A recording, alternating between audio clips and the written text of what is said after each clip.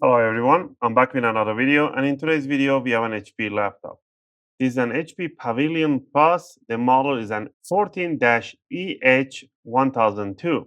And in this video I'm going to take you on a step-by-step how you can open it up and how you can repaste, clean up, and do a service maintenance on your laptop.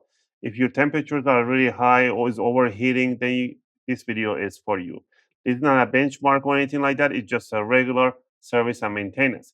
Your taste of thermal paste is up to you. I would recommend the ones that we use all the time and the good ones. But if you want to go overboard, exaggerate with thermal paste, you can do it, but it will be unnecessary. Just remember, by repasting, cleaning, you're not going to change anything in the system. Everything is going to be left the way you had it. Just one thing, once we remove the battery and we do repasting and we plug the battery back in, and once we power it on, it will take up to 10 seconds before it boots up, and it will give you a text saying that CMOS was reset to default, because this laptop do not have a dedicated CMOS battery. They take the BIOS battery and charge from the main battery. Just press enter and it will continue. All right, so let's just power it off and flip it upside down. I'm going to go over tools that I'll be using. Tool number one is a good screwdriver set. I'll recommend the iFix screwdriver set. I'll purchase myself this basic tool set. We're going to be using a Phillips number 0 and Phillips number 1. If you get the Pro set, they will include you with an opening tools and tweezers and stuff like that. If not, grab yourself a guitar pick. A metallic guitar picks are suitable to opening cases and covers. Plastic spatula is good to have. A curved tweezers.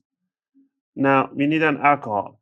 Isopropylic or isopropylic 98% plus. I do not recommend anything over 95%, but you can get by with an 80% sometimes if you're really careful. The lower percentage, that means there's a more concentration of the water. That's bad for the electronics with the humidity and conductivity. So go with a 98, 99% isopropylic alcohol. They're really cheap. And you need one sheet of the workshop towel. And the workshop towel is really recommended over the microfiber towel, because as soon as you put an alcohol on this one and try to clean the components, this will rip apart and will prevent damage on the component. Unlike the microfiber towel that they do get tangled on the components and they can get damaged. All right, with all this on hand, let's get into it. Oh, and for the thermal paste, I'll be using an Arctic MX4. You can use an MX6 or Thermal Grizzly if you want, or TPM if you want.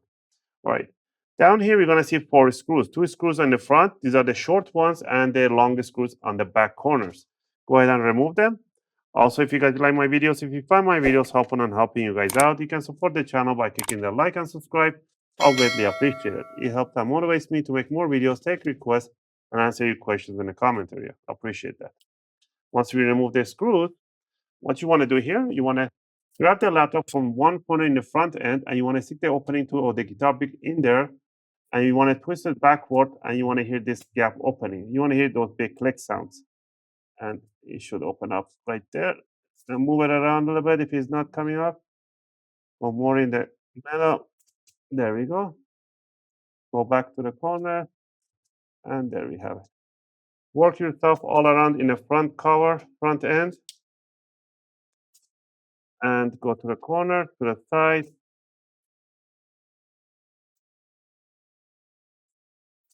Go to the back corner, left and right side. You don't want to go to the back end, just to the sides and the front.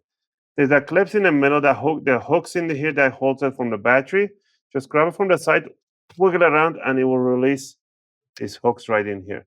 You can take it outside, clean it up. There's a lot of dust in here. Wash it out, leave it for drying, the bottom cover. And down here, we can see right away, there's a dummy fan right in here.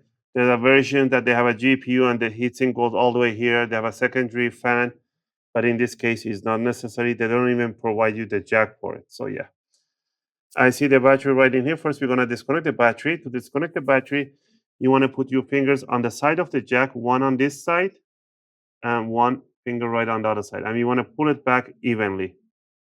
Don't go sideways, just make sure you bring it back evenly. So disconnect it. Next, we're gonna remove this air filter.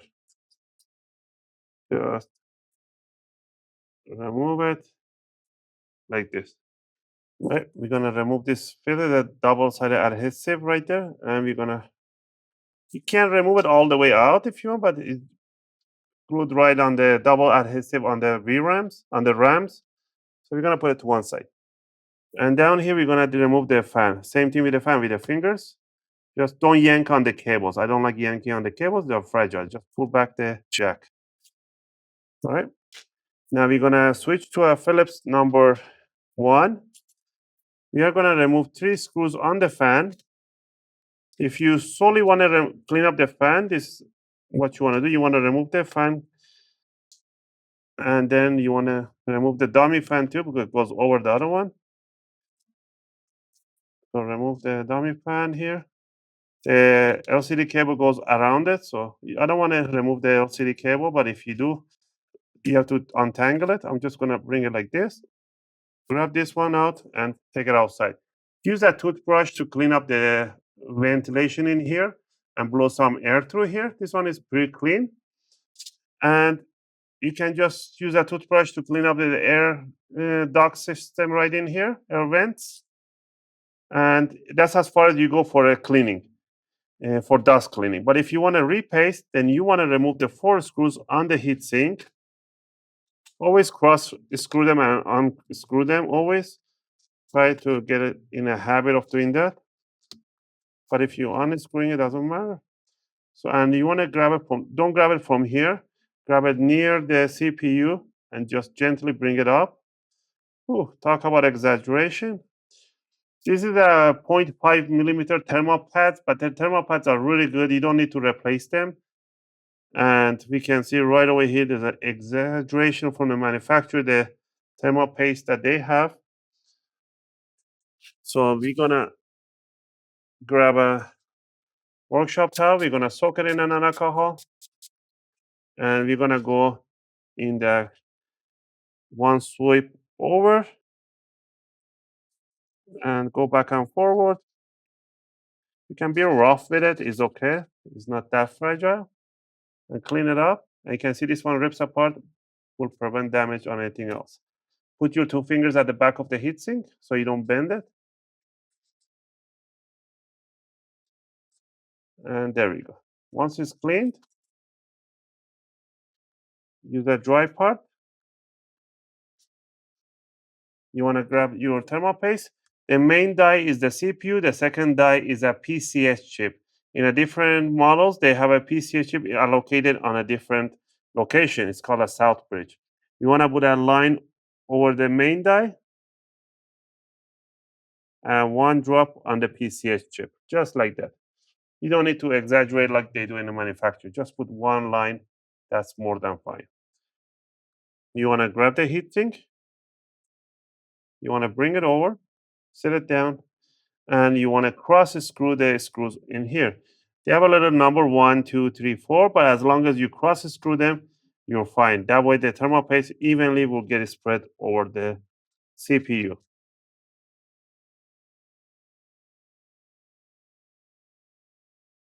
There we have it. Now you want to grab the fan that you cleaned up. Before I put the fan down, I'm going to put the connector inside the fan. Just push it down and then put the fan down, bring the other one over, and you're going to put the screws on the fan, on both fans. I mean, on the dummy one and on the real fan. I will power it on so you guys can see that it does take a little time probably to show the screen, so don't panic. There we go. You're going to grab this dust filter. You're going to put it over. Once you're done with that, grab the battery connector, evenly align it, and push it towards the motherboard, towards the jack, and pinch it right through there. And to finish it off is to grab the bottom cover, put it on top, just push down the corner, the front, and make sure if you see any gaps opening, just pinch them, and it will just pop into the corner. In the middle, push down so you grab those clips on the battery. Switch to a Phillips number 0.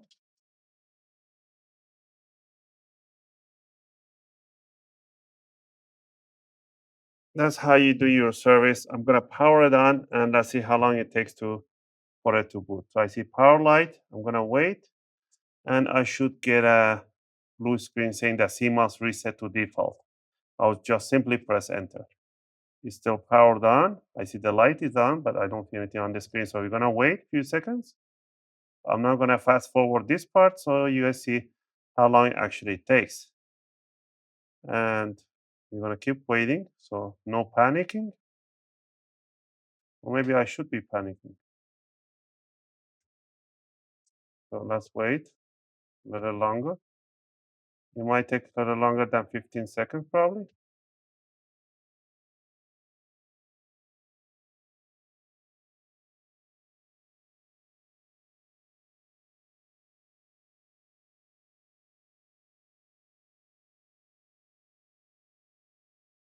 There we go.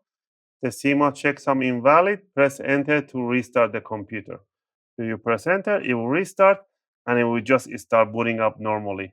And it should give me an HP logo somewhere over here any seconds. So there we go, HP.